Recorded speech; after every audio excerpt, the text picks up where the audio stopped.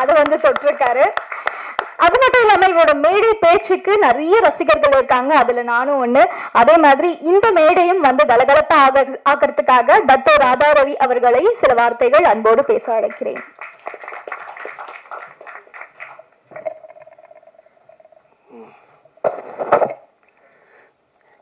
இங்கே கூடியிருக்கும் என் குடும்பத்தை சேர்ந்தவர்களே, பத்திரிகையாளர் சகோதரர்களே, என்னை வாழ வைத்துக் கொண்டிருக்கும் யூடியூபர்ஸ், மேலும் இந்த இடத்தை அளித்திருக்கும் நிர்வாகத்திற்கும், எங்களெல்லாம் படத்தில் போட்டு அழகு பார்த்து ரசித்து கொண்டிருக்கும் அன்பு சகோதரர் ராஜேஷ் அவர்கள்,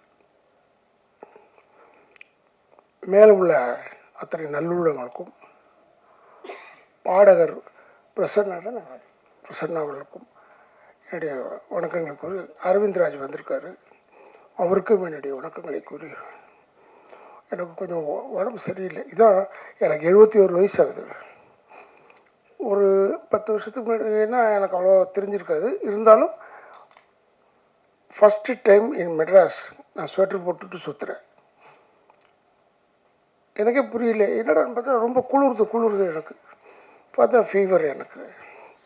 இதெல்லாம் வச்சுக்கிட்டு சாமி நாங்கள் கூப்பிட்ட பிள்ளைய எப்படிப்பா போகிறது அப்படின்னு யோசனை பண்ணேன். இருந்தாலும் சரி நீயே வண்டி அனுப்புன்னு அவன் தலையில் கட்டி விட்டேன். அதுக்கும் அனுப்பிச்சிட்டான் வண்டியை வேறு. என்னடா வந்தே ஆகணும் போல இருக்கேன் இப்போ நம்மன்னு சரின்னு வந்துட்டேன். பட்டு I know is a very good music director. ஏன்னா அதில் அந்த கடைசி தொட்டால் நானும் அவளும் அந்த பாட்டு இவருக்கு பாடியிருக்காரு, பிரசன்னா பாடியிருக்காரு. அதில் நானும் ஸ்ரீஜா அவர்களும் நடித்திருக்கிறோம்.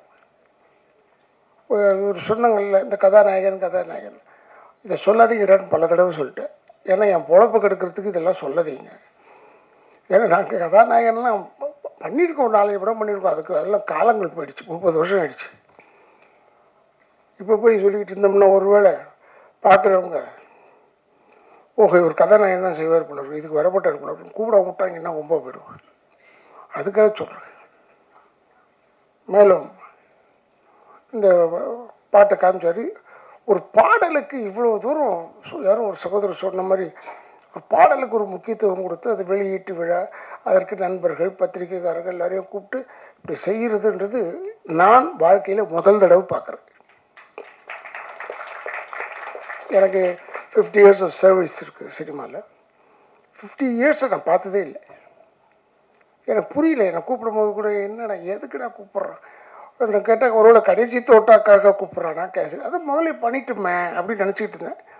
கடைசியில் பார்த்தா ஒரு பாட்டுக்கு வந்து பார்க்கணும், ஆச்சரியமாக இருக்குது. ஏன்னா அவனுக்கு வந்து நல்ல மியூசிக் டைரக்டர். அவங்க ஃபேமிலியை பாருங்கள், எல்லோரும் அவங்க சிஸ்டர் ஆகட்டும் ஒய்ஃப் ஆகட்டும் எல்லோரும் வந்து சப்போர்ட் பண்ணுறதுன்றது உண்மையிலேயே பெரிய விஷயம். எல்லாருக்கும் இப்போ கூட நான் அரவிந்த்ராஜோட பேசும்போது சொல்லிகிட்டு இருந்தேன், என் வீட்டில் இதெல்லாம் நவர மாட்டுறாங்க, கூப்பிட்டா வரவே மாட்டுறாங்க. ஆனால் இவங்க முன்னாடி நின்று, ஏன்னா நான் ஷூட்டிங் டைம்லேயும் பார்த்துருக்கேன் கொடைக்கானலில், அது மாதிரி ரொம்ப ஒரு பிரமாதமாக பண்ணக்கூடிய அன்பு சகோதரர் ராஜேஷ் அவர்கள்.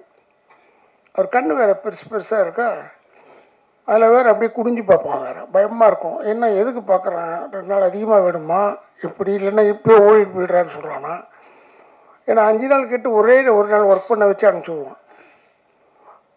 அந்த மாதிரி ஒரு நல்ல அற்புதமான ஒரு எல்லாம் தெரிஞ்சவன். ஆங்கிலத்தில் சொல்லுவாங்க jack of all trades and master of none சொல்லுவாங்க. இவங்க வந்து எல்லாத்துக்குமே மாஸ்டர் தான், எல்லாத்துலேயுமே மாஸ்டர் தான். சாணாதான் வெரி நைஸ் ஆஃப் ஹிம். அவருக்கு நான் உண்மையிலேயே பாராட்டுறேன். புது ஆளுங்களை கொண்டாந்துக்கிட்டே இருக்கிறதுல அவருக்கு ஒரு இன்ட்ரெஸ்ட்டு. அவரே முதல்ல புது ஆள் மாதிரி தான் சினிமாவில் இருந்தாலும் எல்லோரையும் கூப்பிட்டு அறிமுகப்படுத்தி நல்ல சாங்ஸு, நல்ல டேக்கிங்ஸு. இப்போ டிஓபியை பற்றி இவ்வளோ தூரம் சொல்கிறோம்னா வேறு எங்கேயுமே சொல்லி நான் கேள்வி கூட பட்டதில்ல. இதை பற்றியே சொல்ல மாட்டாங்க. எல்லாருக்கும் கடைநிலை ஆள் வரைக்கும் மரியாதை கொடுக்கக்கூடிய ராஜேஷ் அவர்கள். இந்த அடுத்த படம் கூட சொன்னான், அவன் நான் பின்னாடி தேடுறேன், டைரக்டர் உட்காந்துருக்கான், தேடுறேன் கிடைக்கல. இன்னும் பார்த்தா என் பின்னாடி உட்காந்துருக்கான். இங்கே இவ்வளோண்டு பையன் அவன் ஒரு கதை சொல்கிறான் என்கிட்ட, 2 கதை சொன்னான். ஒரு கதை நல்லா இருக்குப்பான்னு சொன்னான்.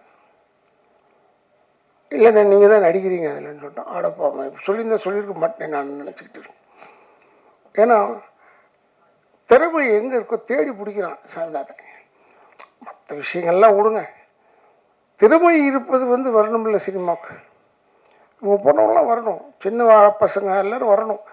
இந்த பின்னாடி ரோலில் ஒரு 3 பேர் உட்காந்துருக்காங்க, ஒருத்தனையும் தெரியாது யாருக்கும். அவங்க தான் எடிட்ரு, ஒருத்தர் வந்துக்கு டைரக்டரு, இப்போ இப்படி இருக்காங்க ஒரு டீம். அருமையான டீம் இது பாராட்டுக்குரிய டீம். நான்லாம் அவங்களோட நடிக்கும் போது யாருக்குமே எந்த தொந்தரவும் கொடுக்க மாட்டேன். ஏன்னா நான்லாம் தொந்தரவு கொடுக்க ஆரம்பித்தா ரொம்ப கஷ்டம். அதனால தான் கொடுக்குறதில்ல. வந்தால் கவனம் உட்காந்துருக்கிறது, அவங்க எப்போ கூப்பிட்றாங்களோ போகிறது. ஆனால் அவங்களுக்கும் அது மாதிரி தெரியும். இவர் ஏன்னா கொடைக்கானலில் 7 மணிக்கு போய் நிற்பேன் ஷாட்டில். அது ஒரு வியாதி நமக்கு. அதனால் 7 மணிக்கு நின்னோம்னா கரெக்டாக சாயந்தரம் 5 மணிக்கு 5:15 விட்டுருவாங்க, என்ன தொல்லை கிடையாது. ஆனால் என்ன எனக்கு பிடிக்கலன்னா 4 நாள் கேட்பாங்க, ஒரு நாள் தான் யூஸ் பண்ணுவாங்க. மெட்ராஸ் போயிருக்குன்னு சொல்லுவான். எங்கடா இருக்குது மெட்ராஸ், எங்கே இருக்குடா கொடைக்கானல், என்னடா பேசுகிறீங்க. அது மாதிரி அவன் வர்க்கஹாலிக்கு சாமிநாதன். திடீர்னு பார்த்தா அவனே ஆக்ட் பண்ணுறான். அதில் எல்லா விதமான டேலண்ட்டும் உள்ள ஒரு ஆள் கிடைக்கிறது ரொம்ப கஷ்டம். ரொம்ப நான் பெருமைப்படுறேன். அவங்களோடலாம் நம்ம அவங்களோட சேர்ந்ததுனால நமக்கு என்ன ஆயிடுச்சுன்னா, வயசு சின்ன பையன் மாதிரி ஆகிட்டு 71 வயசு தெரியாத அளவில் இருக்கிறேன்.